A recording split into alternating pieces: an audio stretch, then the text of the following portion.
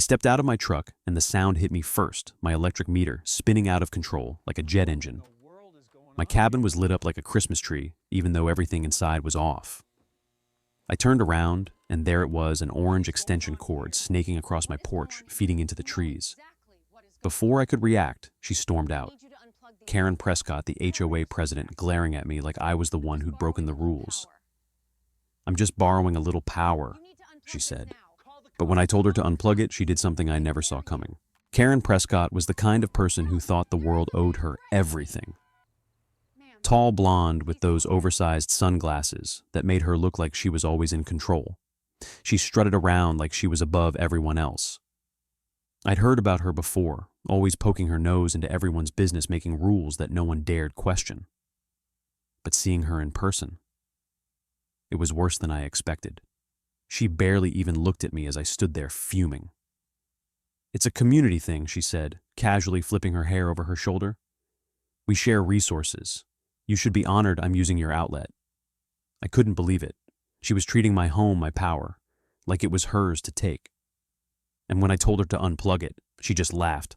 "Call the cops. I dare you," she said, her voice dripping with that all too familiar entitlement. "They'll just tell you I'm within my rights. You can't stop me." Her confidence was infuriating. This wasn't just a small thing. It was her belief that she could control everything around her without facing consequences. The HOA president, the self-appointed queen of the mountain. I wasn't backing down. Not this time. The moment she stepped onto my property, she'd crossed a line. I was going to make sure she understood that. I'd spent years dreaming of a place like this, away from the constant noise of city life. The moment I found that cabin, tucked between two ridges in the Smoky Mountains, I knew it was perfect. 5 acres of untouched forest, a small log cabin just big enough for one, with a view that made everything else feel like a distant memory. It was supposed to be my escape. A refuge where I could breathe again, far from work deadlines, city traffic, and the endless clamor of everyday life. I dove into the work, excited to transform the cabin into something more than just a place to crash. I replaced rotten boards, added insulation, and being an engineer, I took charge of the electrical system. I even installed a new meter and updated the breaker box, making sure everything was up to code.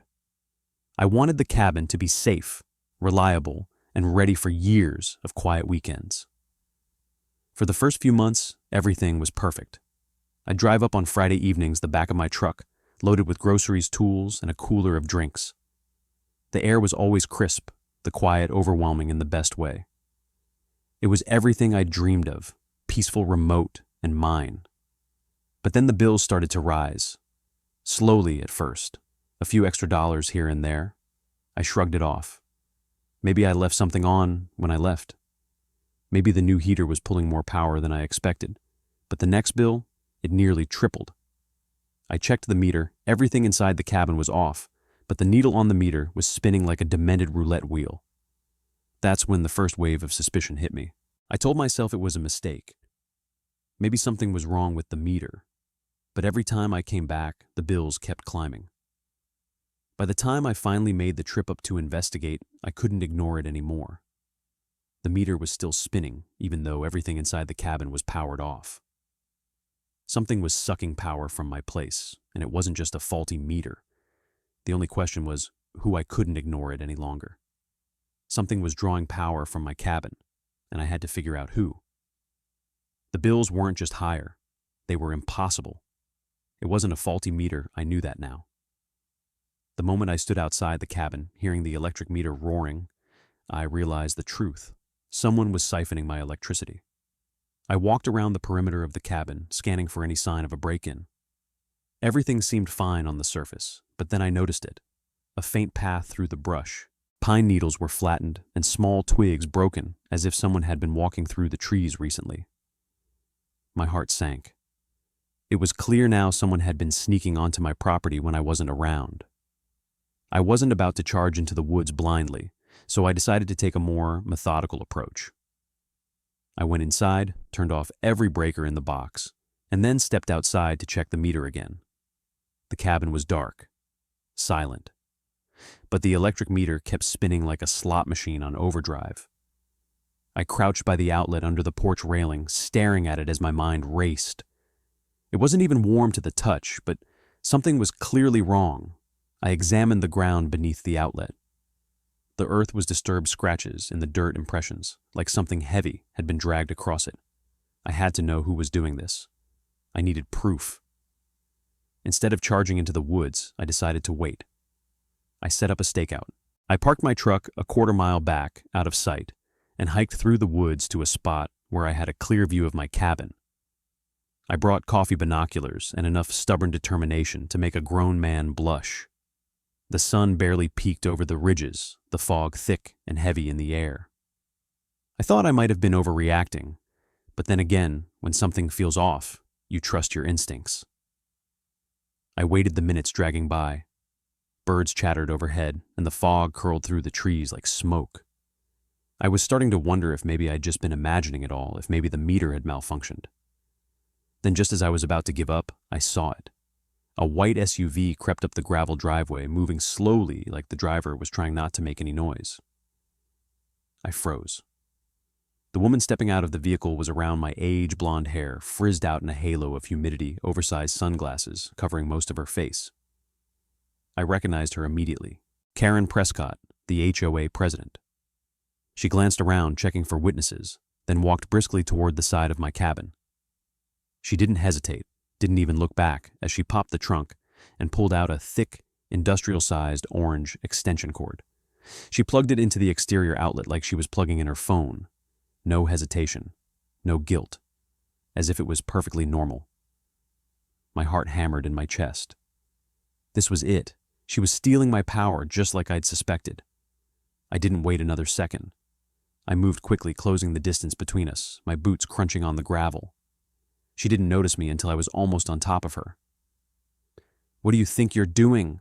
I snapped, anger boiling over.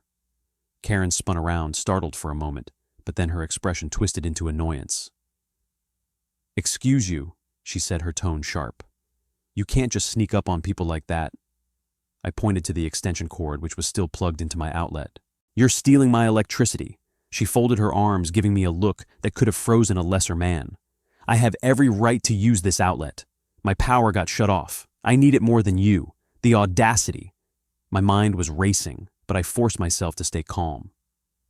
"This isn't how you fix things. You're trespassing and you're committing theft. Unplug that cord right now." Karen just stood there staring at me, as if I was the one in the wrong. "Go ahead," she said, lifting her chin. "Call the cops. I'm not scared of you. I couldn't believe what I was hearing. You're stealing my electricity, trespassing on my property, and you're not even ashamed of it." Karen scoffed. "I'm calling the cops. They'll take my side. You'll see." I took out my phone ready to film her actions. "Go ahead, call them," I said, calmly. "But when they get here, I'll have proof of everything. You won't be able to talk your way out of this." The moment I hit record, she shrieked, "Don't you dare film me." Then she whipped out her phone and started dialing 911 all while claiming I was attacking her. She told the dispatcher I was trying to stop her from using community power and threatening her. I couldn't believe it. In the middle of everything, she was trying to flip the script. But the longer she ranted, the more absurd it became. This wasn't just some mistake. Karen Prescott was used to getting what she wanted, no matter the cost. She wasn't going to get away with this. The sound of gravel crunching under tires broke my thoughts. The cops had arrived. The gravel under the cruiser's tires crunched louder, breaking the tension in the air. The sound of the siren echoed across the mountain as the officer's car slid up my driveway, flashing its blue lights through the trees. I knew this moment was coming, but it didn't make it any less surreal. Karen saw the flashing lights first. Her face twisted into something between panic and excitement. She rushed toward the police car, waving her arms frantically like she was a firefighter trying to save a burning building. Over here," she screamed, her voice cutting through the fog. "He's the one he's stealing from the community. He's dangerous." I stood still, arms crossed, watching her play the part of the victim, knowing I had the truth on my side. The officers stepped out of the car, one tall and calm, the other younger with wide eyes that hadn't yet seen enough of this kind of nonsense. Karen wasted no time. She stormed up to them, her high heels clicking aggressively against the gravel. "Officer, thank God, this man has been attacking me. He's trying to steal my electricity, and now he's threatening me." The older officer held up his hand, cutting her off. "Ma'am, slow down. Let's take this one step at a time." I took a deep breath, knowing the moment I spoke, the wheels would start turning. "This is my property," I said, keeping my voice steady. "She's the one stealing electricity from me, and I have proof." Karen turned to glare at me, her eyes narrowing. "I'm just using a little community power," she snapped, as if it was completely normal to plug an extension cord into someone else's house. "What's the big deal?" I pointed to the cord still plugged into my outlet. "You're trespassing and stealing power," I said. "Unplug that cord right now." Karen opened her mouth to argue, but the officer raised his hand to stop her. "Ma'am, let's hear him out first," he said, nodding toward me. I wasn't about to let her spin a lie. I pulled out my phone and showed them the photos I had taken earlier, the meter spinning out of control, the strange marks on the ground by the outlet. "All my breakers are off. The meter's still running," I explained. "Someone's been siphoning my power, and I've got the evidence." The younger officer glanced at the photos, then back at Karen. "You're saying you're renting this cabin?" he asked, his voice calm but skeptical. Karen froze for a second, just long enough for the officer to notice. I don't have the lease with me, but it's official," she stammered. "I'm renting it for a few months until the power gets fixed." The older officer raised an eyebrow. "And you're using this power outlet because—" "I needed it," Karen said quickly, almost too quickly. "My power was shut off. The company is fixing it. It's just temporary." The officer gave her a look that said he wasn't buying it. "Do you have any proof of that?" he asked. "No," Karen said, voice shaky. "But I've been using this power for weeks. No one ever told me I couldn't." The younger officer glanced at me.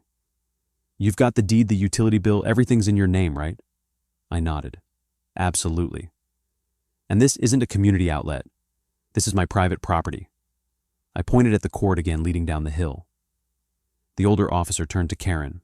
"We need to follow that cord," he said, his voice steady, no trace of doubt. "If this is pulling power from someone else's property, that's theft." Karen's face went white. She stepped in front of them, blocking their way.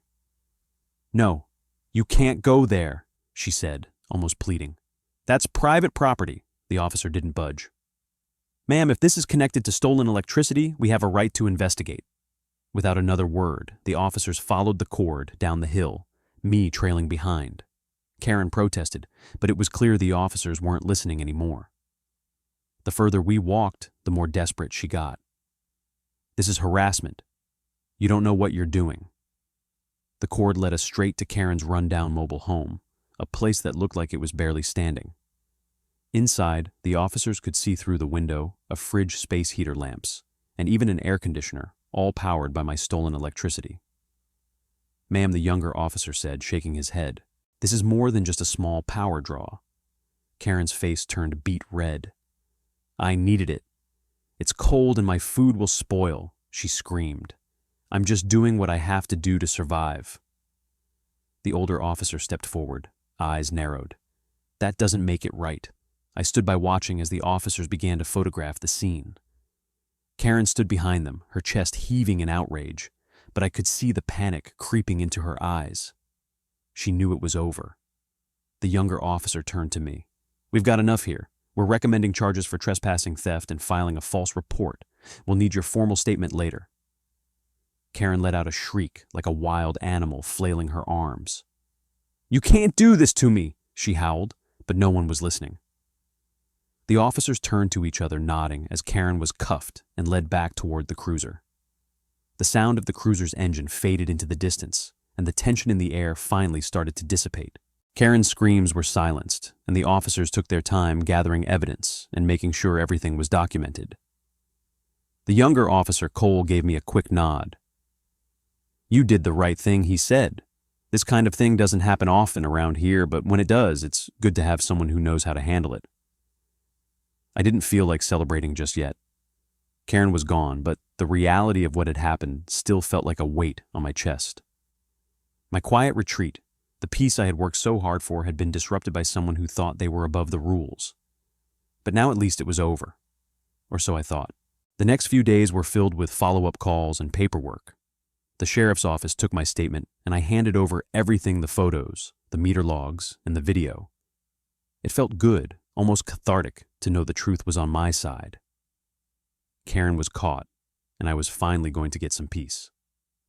But just as I started to think things were settling down, I received a voicemail. It was from Karen. Her voice was shrill, full of rage. "You think you've won. This isn't over. I'll make sure you regret this. I'll take your cabin. You messed with the wrong woman. Just wait." The voicemail sent a chill down my spine. Karen was out of custody, and I knew she wouldn't stop until she had her revenge. She was too used to getting her way, and now that she had been publicly humiliated, I was sure she'd come back with a vengeance. It didn't take long for the next wave to hit.